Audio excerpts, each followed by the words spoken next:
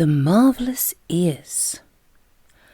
Back in the cave, the big friendly giant sat Sophie down once again on the enormous table. "Is you quite snugly there in your nightie?" he asked. "You isn't fridgy cold?" "I'm fine," Sophie said. "I can't help thinking," said the BFG, "about your poor mother and father. By now they must be jipping and scumping all over the house, shouting, 'Hello, hello, where's Sophie gone?'" "I don't have a mother and father," Sophie said. "They both died when I was a baby." "Oh, you poor little scrumplet!" cried the BFG. "Is you not missing them very badly?" "Not really," Sophie said, "because I never knew them." "You's making me sad," the BFG said, rubbing his eyes. "Don't be sad," Sophie said. "No one is going to be worrying too much about me. That place you took me from was the village orphanage. We're all orphans in there." "You is an orphan?" "Yes." "How many of you was in there?" 10 of us, Sophie said. "All little girls." "Was you happy in there?" the BFG asked. "I hated it," Sophie said. "The woman who ran it was called Mrs. Clonkers, and if she caught you breaking any of the rules, like getting out of bed at night or not folding up your clothes, you got punished." "How is you getting punished?" "She locked us in the dark cellar for a day and a night without anything to eat or drink." "The rotten old rot rasper!" cried the BFG. "It was horrid," Sophie said. "We used to dread it. There were rats down there. We could hear them creeping about." "The filthy old fizzwiggler!" shouted the BFG. "That is the horridest thing I is hearing for years. You is making me sadder than ever." All at once a huge tear that would have filled a bucket rolled down one of the BFG's cheeks and fell with a splash on the floor. It made quite a puddle. Sophie watched with astonishment. "What a strange and moody creature this is," she thought. "One moment he's telling me my head is full of squashed flies, and the next moment his heart is melting for me because Mrs. Clonkers locks us in a cellar. The thing that worries me," Sophie said, "is having to stay in this dreadful place the rest of my life. The orphanage was pretty awful, but I wouldn't have been there forever, would I?" "All is my fault," the BFG said. "I's the one who kid-snatched you." Yet another enormous tear welled from his eye and splashed onto the floor. "Now I come to think of it, I won't actually be here all that long," Sophie said. "I's afraid you will," the BFG said. "No, I won't," Sophie said. "Those brutes out there are bound to catch me sooner or later and have me for tea." "I's never letting that happen," the BFG said. For a few moments the cave was silent, and then Sophie said, "May I ask you a question?" The BFG wiped the tears from his eyes with the back of his hand and gave Sophie a long, thoughtful stare. "Shoot away," he said. "Would you please tell me what you were doing in our village last night?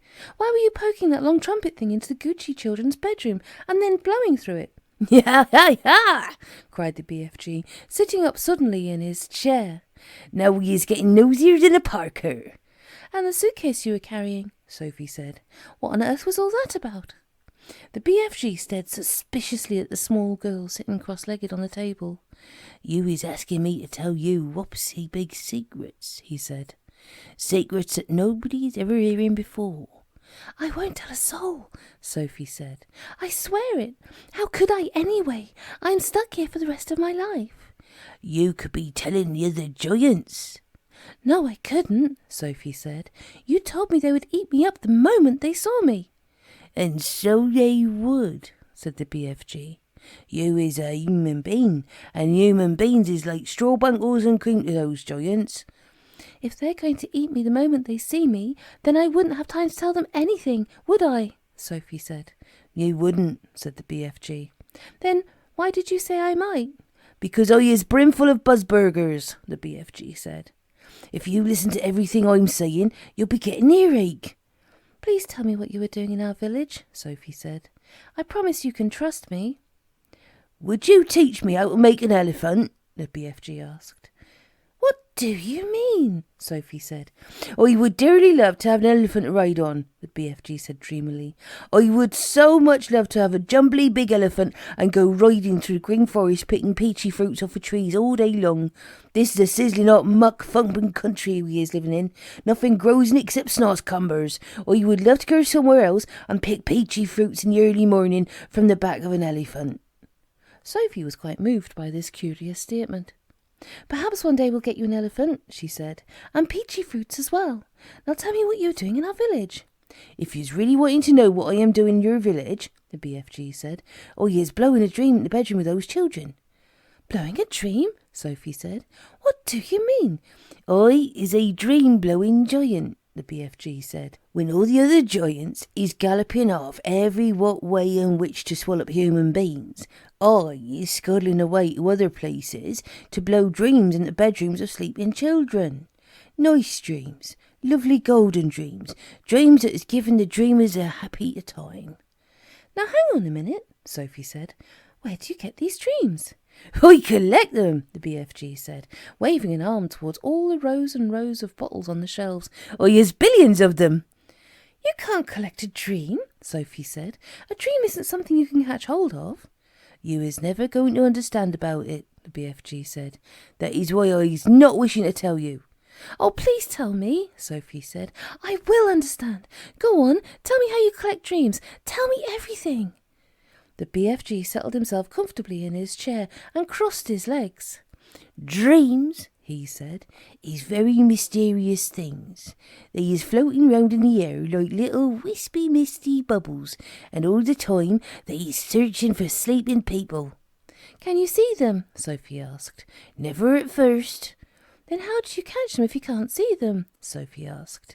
Nah, said the BFG. Now he is getting onto the dark and dusky secrets. I won't tell a soul. I is trusting you, the BFG said. He closed his eyes and sat quite still for a moment while Sophie waited.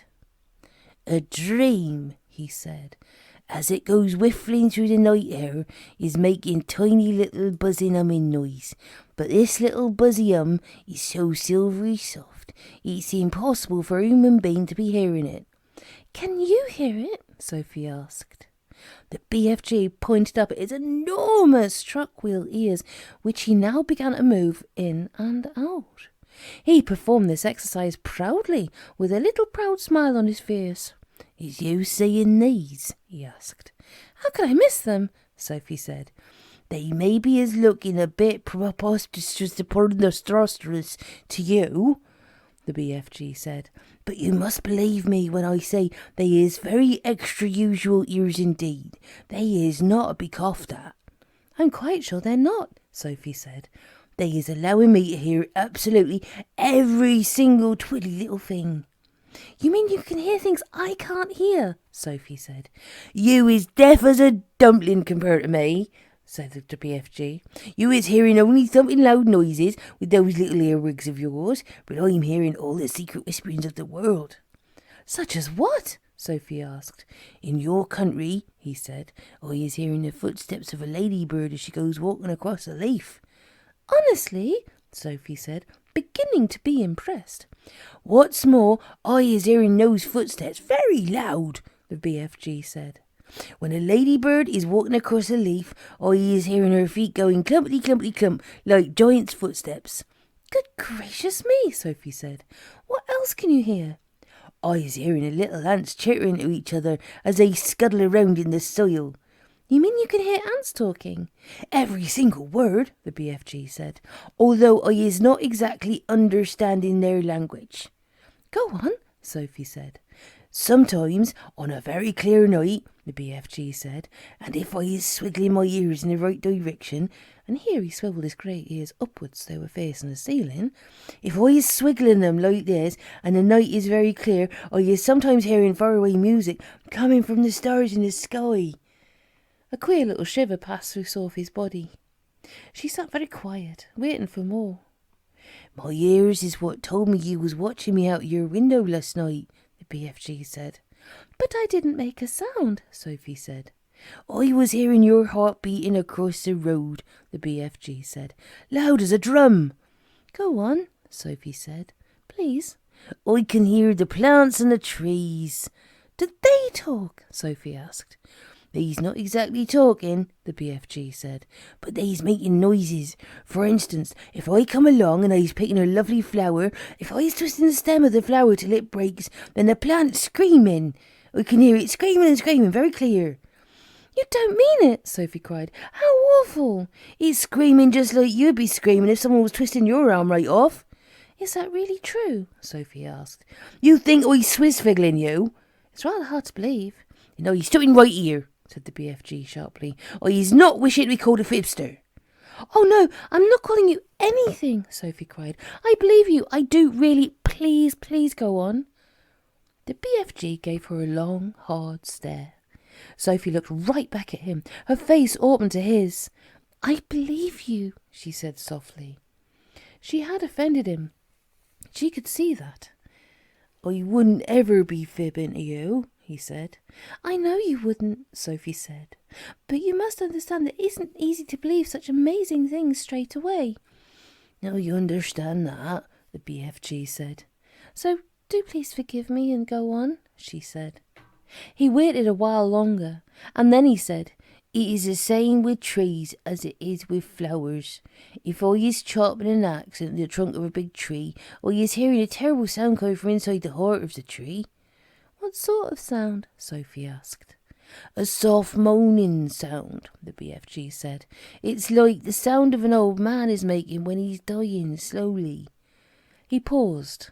The cave was very silent. Trees is living and growing just like you and me, he said. They's alive. So's plants. He was sitting very straight in his chair now. His hands were clasped tightly together in front of him. His face was bright, his eyes round and bright as two stars. Such wonderful and terrible sounds I is hearing, he said. Some of them you would never wish to be hearing yourself, but some is like glorious music. He seemed almost to be transfigured by the excitement of his thoughts. His face was beautiful in its blades of emotions. Tell me some more about them, Sophie said quietly. You just ought to be hearing the little miceys talking, he said. Little miceys is always talking to each other, and I is hearing them as loud as my own voice. What do they say? Sophie asked. Only the miceys know that, he said. Spiders is also talking a great deal. You might not be thinking it, but spiders is a most tremendous natterboxes, and when they're spinning their webs, they is singing all the time. They is singing sweeter than a nightingale. Who else do you hear? Sophie asked. One of the biggest chatbags is the little caterpillars, the BFG said. What do they say? They is arguing all the time about who's going to be the prettiest buttery fly. That's all they ever talking about. Is there a dream floating around in here now? Sophie asked. The BFG moved his grey ears this way and that, listening intently. He shook his head. There is no dream in here, he said, except in the bottles. I has a special place to go for catching dreams. They is not often come in giant country. How'd you catch them? The same way you was catching buttery flies, the BFG answered. With a net. He stood up and crossed over to the corner of the cave where a pole was leaning against the wall. The pole was about 30 feet long, and there was a net on the end of it. Here is the dream catcher, he said, grasping the pole in one hand. Every morning I is going out and snitching new dreams to be put in my bottles. Suddenly he seemed to lose interest in the conversation. I's getting very hungry, he said. It's time for eats.